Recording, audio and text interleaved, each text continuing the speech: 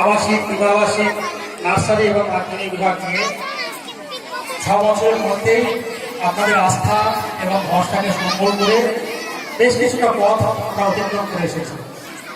2014 সালে নার্সারি বিভাগ যখন আমরা শুরু করি, তার 2 বছরের মাথায় আমরা একটা ইংলিশ মিডিয়াম স্কুলেও আমরা 2016-তে শুরু করেছিলাম।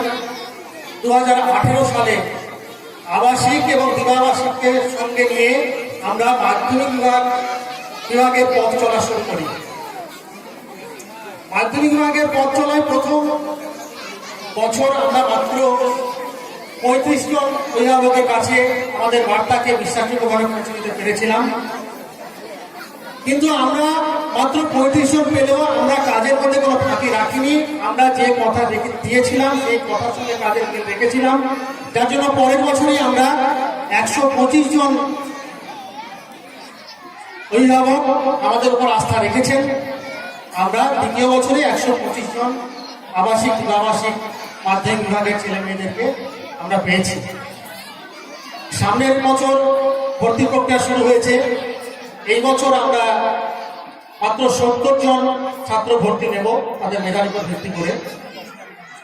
তো আমরা আবাসিক বিভাগ চালু করার আগে আমরা সবসময় আবাসিক ব্যবস্থাপনায় একটা নতুন ধারার প্রবর্তন করার চেষ্টা আমরা করেছি।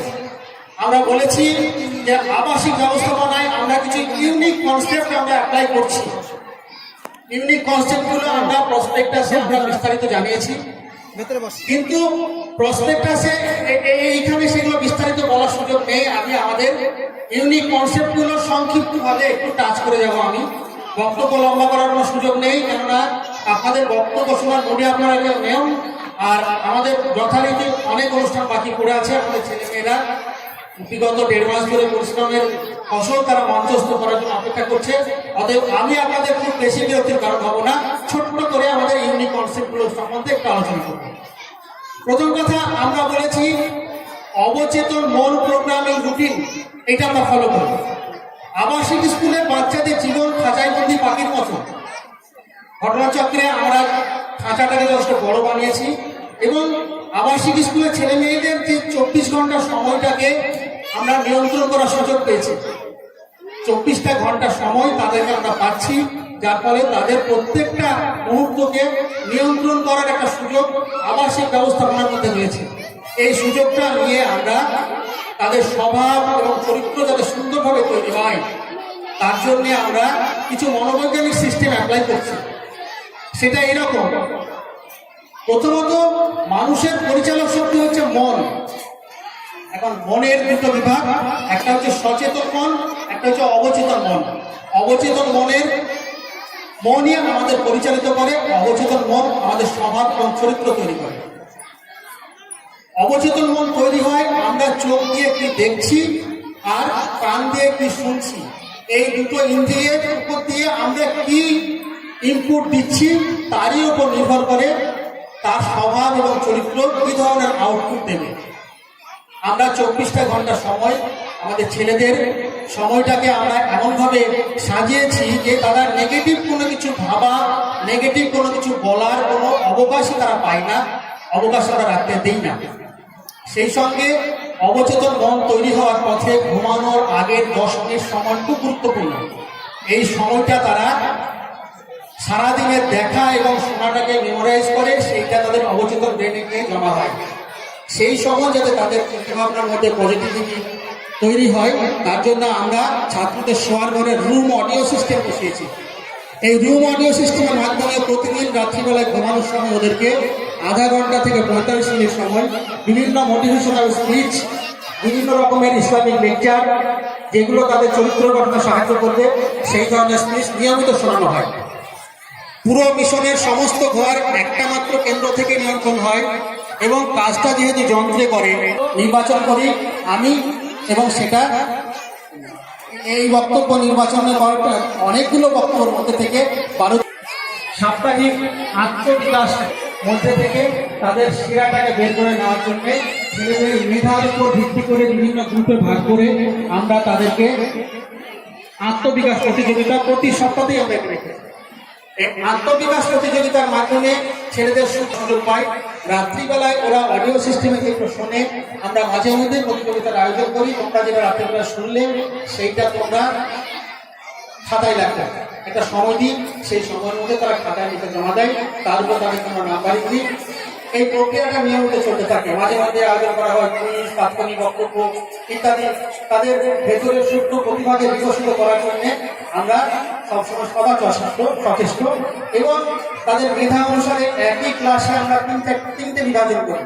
মধ্য মেধার, উচ্চ মেধার, নিম্ন মেধার ছেলেদেরকে নিয়ে আমরা মেধাভিত্তিক বিভাজন করে যেহেতু আমরা করি, অতএব সমস্ত ছেলেদের পুরস্কার জেতার তখন আমরা কোনো না কোনো সুযোগ তৈরি হয়। সেই সঙ্গে আমরা আরো একটা জিনিস এনেছি, ডিজিটাল খেলাঘর। আবাসিক একটা ক্লান্ত অবসন্ন মন কখনোই পড়ালেখায় মনোনিবেশ করতে পারে না।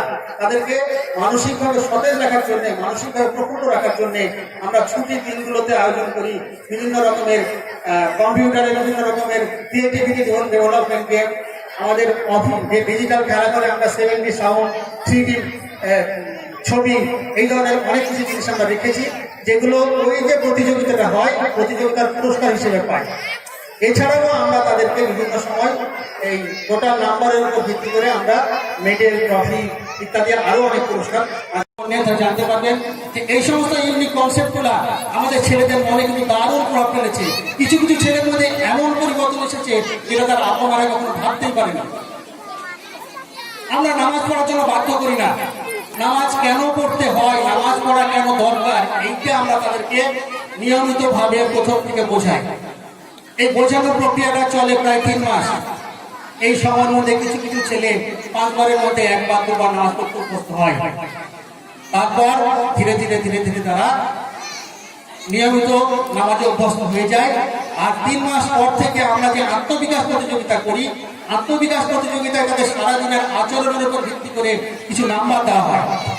এই নাম্বারগুলোর উপর ভিত্তি করে তাদেরকে আমরা 3 মাস পরে একটা বড় পুরস্কার দিই। নামাজ পড়ার জন্য নাম্বার থাকে। অনেকেই আছে যারা হয়তো শাস্তির ভয়ে নামাজে ফাঁক মারার চেষ্টা করবে, কিন্তু যেহেতু সে নামাজ পড়লে নাম্বার পাবে এবং নাম্বার থেকে সে পুরস্কার পাবে 3 মাস পর, তাই তারা নামাজ পড়তে একটা আলাদা আগ্রহ বোধ করে এবং এভাবেই একটা সময় ধীরে ধীরে আমরা পুরস্কারের ব্যাপারটা তুলে দিলেও কিন্তু তারা নামাজে অভ্যস্ত হয়ে যায়। গত 2 বছরের সাক্ষী আমরা আমাদের ছেলেদের জীবনকে স্টাডি করে আমরা সেটা পেয়েছি। আমি ব্যক্তিগতভাবে বিশ্বাস করি আমাদের এই 70, 80 বা 90 বছরের জীবনটা আমাদের একটা বৃহৎ জীবনের খুব সামান্য অংশ। মৃত্যু জীবনের শেষ নয়, মৃত্যুর মধ্যে দিয়ে আমরা প্রবেশ করব একটা অনন্ত সময়ের জগতে। সেই জগৎটাকে সুন্দর করতে হবে, আর সেই জগৎটাকে সুন্দর করতে গেলে ইহজাগতিক জীবনে সততার পরিচয় রাখতে হবে, কথার সঙ্গে কাজের মিল রাখতে হবে, অসহায়ের প্রতি, দুর্বলের প্রতি সহনশীলতা দেখাতে হবে। সেই চেষ্টা আমি করছি। আমি খুব ভাগ্যবান, আমার কিছু সহকর্মী আমি পেয়েছি। 1-2 করতে করতে প্রায় 50 জন সহকর্মী দিশারি মিশনে আমি পেয়েছি। তারা প্রত্যেকেই খুব দায়িত্ববান, তারা প্রত্যেকেই আমার এই বিশ্বাস তারাও অনুভব করেছে এটা সঠিক, এবং সেই মতো তারা ছেলেদেরকেও তারা সেই আদর্শে মানুষ করার চেষ্টা করছে। কেননা আমরা এই কথাটা মনে রাখার চেষ্টা করি, ভালো কাজে অনুপ্রেরণাকারী ব্যক্তি সেই কাজ সম্পন্নকারী ব্যক্তির সমান পুণ্যের অধিকারী হন। এই বিশ্বাসকে সামনে রেখে আমরা আমাদের মিশন পরিচালনা করছি, আমাদের স্কুল পরিচালনা করছি। আমরা এটাকে শুধু একটা বিজনেস বলে মনে করি না। আমরা যদি মনে করতাম সমস্ত ছেলেকে যদি আমরা বিনা পয়সা পড়াতে পারতাম সেটা খুবই ভালো হতো, কিন্তু পয়সা আমাদেরকে নিতেই হয়, কেননা আপনাদের পয়সার উপর ভিত্তি করে আমাদের অন্যান্য খরচ নির্বাহ করতে হয়। আমরা কোনো সরকারি পরিষেবা সাহায্য পাই না, বেসরকারি সাহায্য যারা দেন সেই সাহায্যের জন্য আমরা আবেদন করি না। তার কারণ আমি মনে করি বেসরকারি সাহায্য নিতে গেলে পরে আমাদেরকে কাগজ কলমে দেখাতে হবে যে আমরা সমাজসেবা করছি, আমাদের এটা অলাভজনক প্রতিষ্ঠান। আমি সেই অসৎ সেই মিথ্যা দাবি আমি আবেদন করতে পারি না, আমি পারিনি, আমার বিবেচনায় সাহায্য দেয়নি। যার জন্য আমরা বেসরকারি কোনো সাহায্যেরও কোনো আবেদন আমরা করি না। আমরা ব্যবসায় করছি কিন্তু সত্তার সঙ্গে করার চেষ্টা করি, কথার সঙ্গে কাজের মিল রাখার চেষ্টা করি, সেটা আমাদের সঙ্গে যে অভিভাবক যুক্ত আছে তারাও সেটা অনুভব করে। তার মধ্যেও যে আমাদের কোনো ভুল হয় না এমন দাবি আমি করবো না, কিছু ভুল আমরা এখনো করি, সেগুলো আমরা ধরিয়ে দেবেন, নিশ্চয়ই সেগুলো আমরা সংশোধন করে নিই। ভুল হয় না এমন নয়, ভুলগুলো কারেকশন করে নিই, আগামীতেও যদি ভুল করি নিশ্চয়ই আপনারা ধরিয়ে দেবেন। এই বলে আমি আমার বক্তব্য শেষ করছি, সবাইকে ধন্যবাদ জানাচ্ছি।